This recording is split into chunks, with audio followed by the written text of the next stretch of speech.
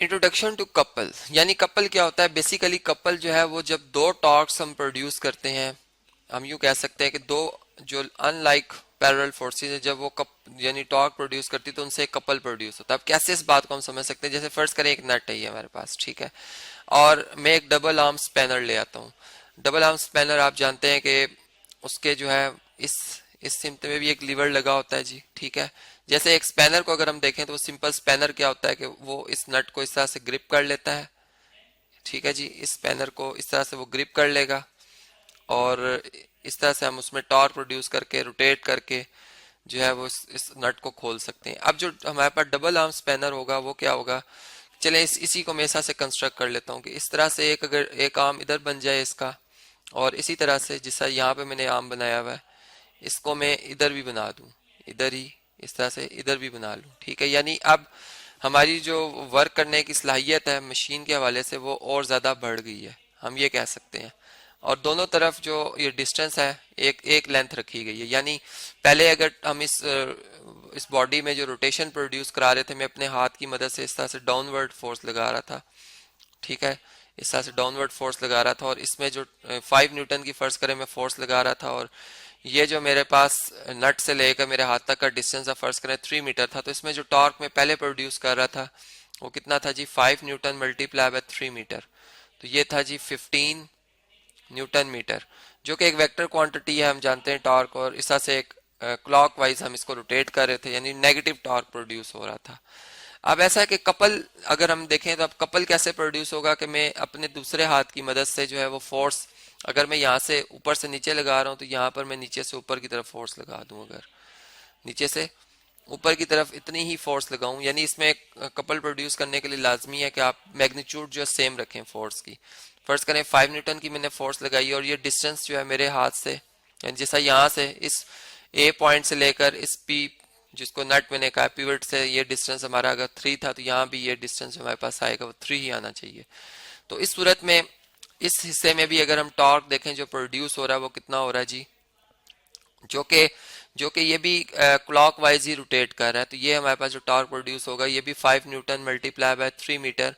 जो कि हम कह सकते हैं कि 15 न्यूटन मीटर जो है वो प्रोड्यूस हो रहा है। तो अब इससे जो ओवरऑल जो एक बॉडी मूव करना शुरू हो गया, हम इसके मोशन को स्टडी करें तो ये इस तरह से पिवट, यानी जो ये रिंग है, सॉरी ये जो एक हम कह सकते हैं नट है, ये इसके गिर्द इस तरह से